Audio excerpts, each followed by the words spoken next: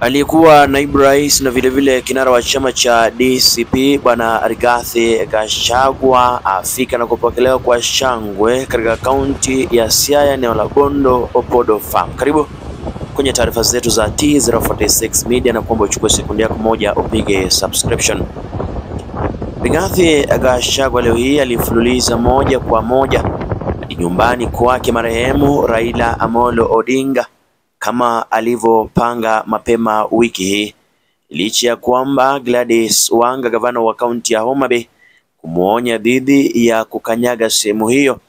Kinara huyo wa chama cha DCP akiandamana na naibu wake Clovis Malala na viongozi wengine wa upinzani walifika nyumbani kwake marehemu Raila Amolo Odinga, ambapo waliweza kutembelea kaburi alikozikwa, wakafanya maombi mafupi, kisha baadaye wakaondoka sehemu hiyo.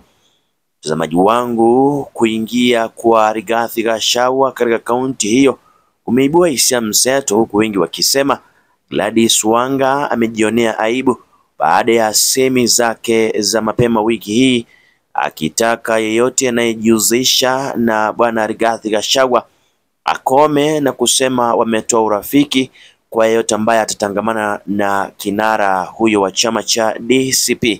Ni taarifa ambazo zimeendelea kufuatiliwa, msomaji wangu, ikikumbuka kwamba Rigathi amepokelewa na familia ya Odinga ikiwemo Ida Odinga, Oburu Odinga, Raila Junior na viongozi ambao walifika katika sehemu hiyo.